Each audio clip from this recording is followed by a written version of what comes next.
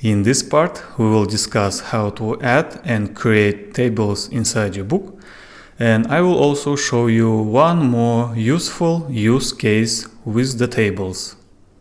Okay, let's recreate this table inside Affinity. I have created a new document here so that it's cleaner. Okay, let's copy this table and just drop it here. You see, it doesn't work. It copies as just curves or separate text frames. It's not a real table that we can work with. So it's not a good approach, so we will delete this table. But what we should do is to create first the table here and then copy the content. To create a table, you can press T on your keyboard. You see, now we can add a table, or you can choose this table tool here. Click your left mouse and hold it and start moving. You see, as you see down, you are adding more rows. The rows and columns are shown on that window above the cursor. If we move to the right side, we are adding columns. Okay, so we can save it as this, okay, and place it inside your text frame or the margins. If you want to add more columns and frames and in generally edit the table, you should double click on it. Okay, and if we move this arrow down, we are adding more rows, and if we move up, we are removing them. The same works with columns. Hold these arrows, move to the right side, and we are adding columns. If we move to the left side, we are removing them. Okay?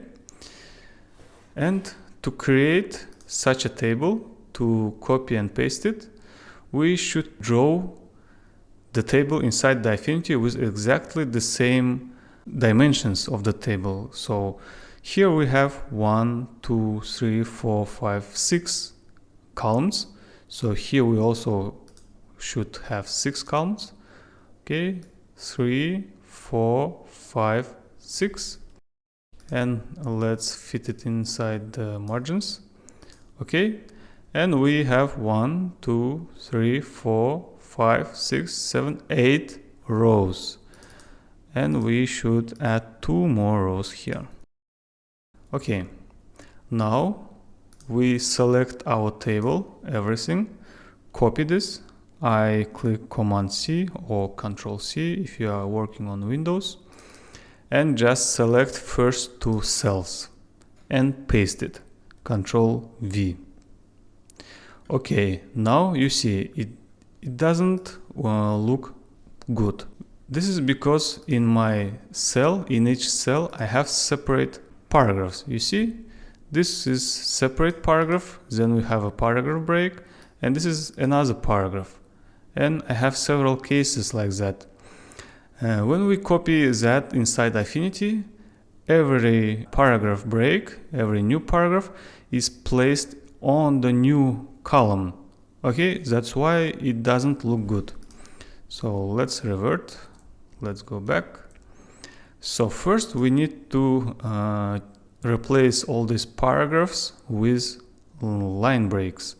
So we should find paragraphs with this sign, pyramid 13, and replace it with pyramid L. So you should remember it from our technical editing part. And replace all. Okay, great.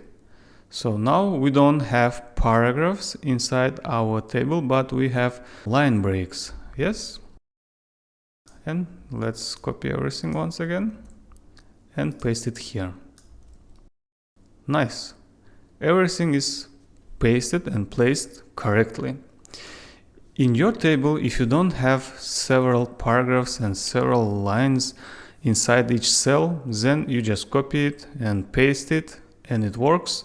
But if you have several paragraphs inside the cell, then please make sure to change the paragraphs into line breaks.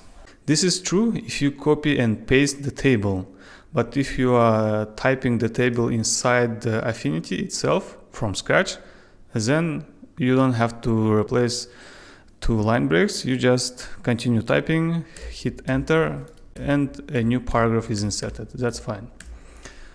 Okay, now what we have to do, let's remove the excess row that was created. And yes, we should design this. We should choose correct font, correct spacing, and so on. Okay, let's go to characters here. So I want this to be Crimson Pro. Let's say with 8 points. And paragraph spacing, sorry, the leading should be like, say, 10. So please keep in mind that this is a new document, so we don't have a baseline grid here. But you should also choose Align to Baseline Grid to turn it off, so that there is no issues with your baseline. Okay, I'm doing this because our table is quite large. And if we would do it with 11 points, you see, it's too big. Okay, that's why I'm just making it a little bit smaller so that it perfectly fits on the text frame. And now what we see here is that the text is too close to the border. So it's like touching the border and it's too close to each other. So choose your table and go to table. If you don't see this panel here, go to window, table, and choose table. Okay, and you can place it on this right side. Okay, inside the table we have several sections. The frame section, which controls the whole table. Okay. And we have cell, which controls every cell. And we have also stroke and fill for the borders, and rotation and vertical position. We will discuss it. Okay, choose the table, and inside the cell you have inset. Insets means the distance from the border to the text. Right now, inset from all the sides is 0.1 millimeter. Which is, of course, not enough. Okay, let's turn on link and increase it. Okay, 1 millimeter or 2 millimeter. 2 millimeter is, I think, is quite much. Okay, let's choose 1 millimeter. So this looks much better. Yes, they are better separated. Okay, and now let's change the first row so that it's centered like that. And we can center also this first column. Okay, so we have cities and we have different features of the cities. And let's discuss all these settings here. In the frame, we can color our frame, something like that, you see? And we can change the stroke. The stroke means the border of the whole frame, okay? We can change the thickness of that border, for example, and we can also change the inset of the whole table, but not the individual cells. So it works like that. Do you see? Whole table is just chunked inside some kind of a box. Okay, this is not what we are looking for. Let's go back.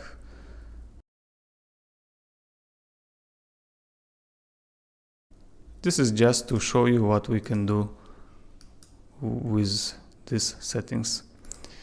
And let's choose everything again. And stroke and fill.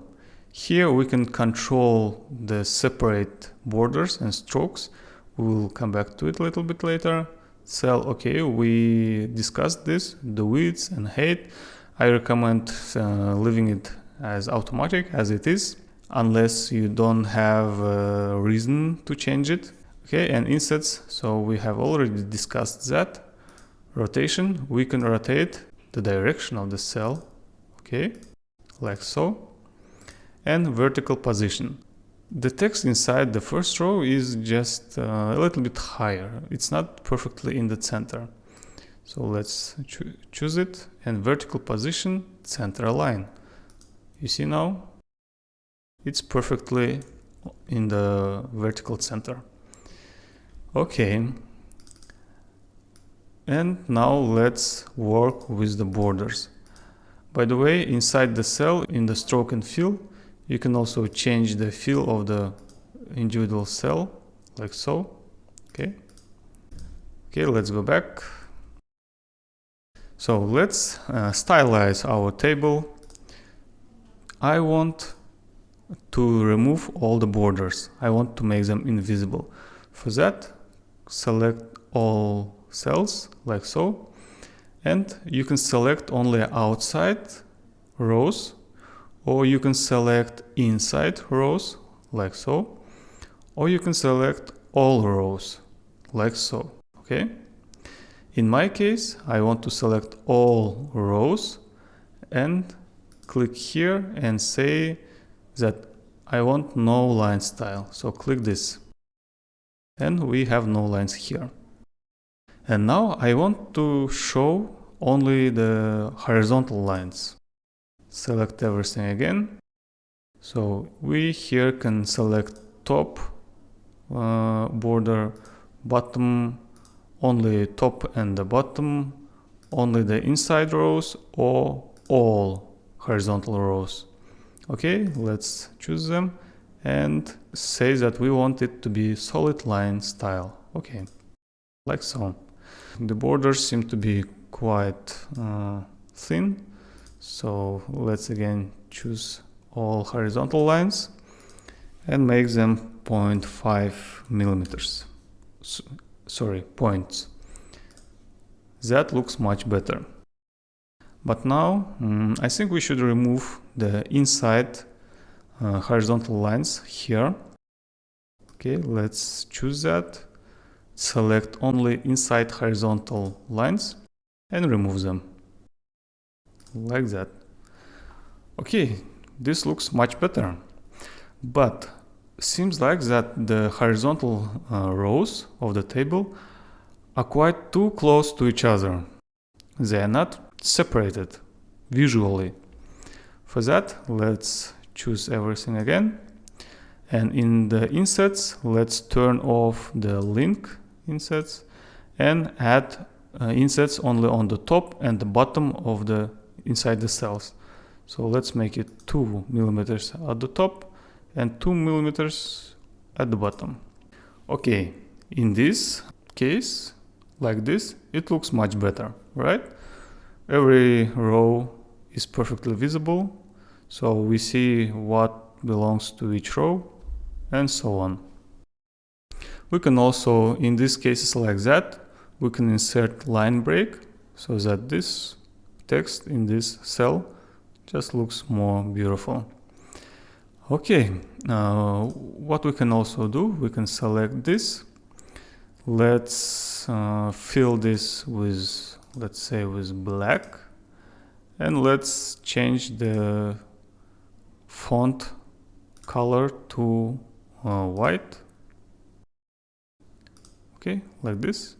Maybe we can also change the font style. So for example,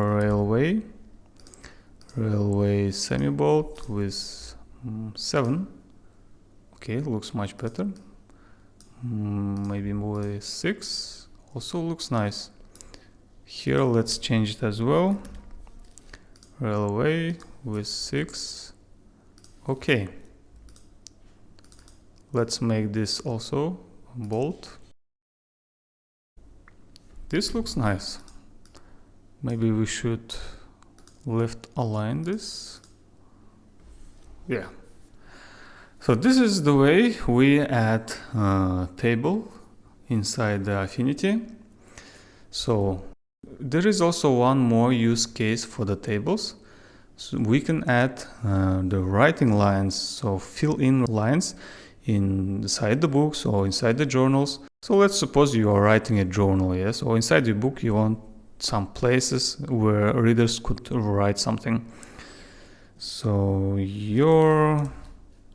okay, let's change the color to black.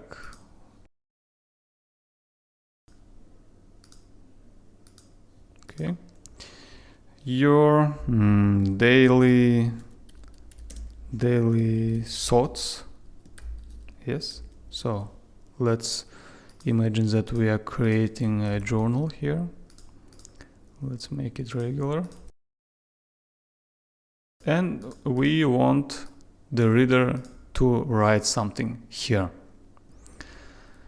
Okay, so what we can do, we can add a table like so, yes, and we can make them as a line.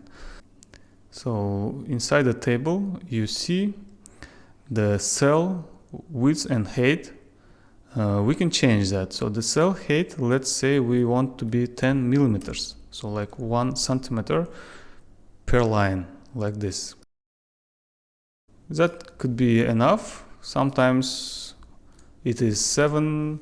If it's too tight, we can say it's 5, but for cleaner writing and just for relaxed writing, let's say that we want it to be 1 centimeter or 10 millimeters. And let's add as much lines as we can place inside here.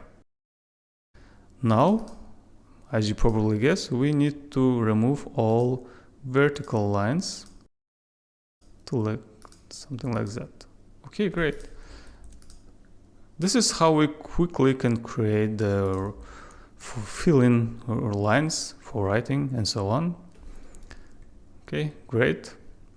If you have any issues with the tables, book formatting, or with book publishing in general, I have free spots in my calendar where you can save your time. We will meet in Zoom and discuss your book. We will fix formatting issues, we will discuss the publishing process and many other things. The link is in the description. In the next part, we will work with endnotes, footnotes, and side notes.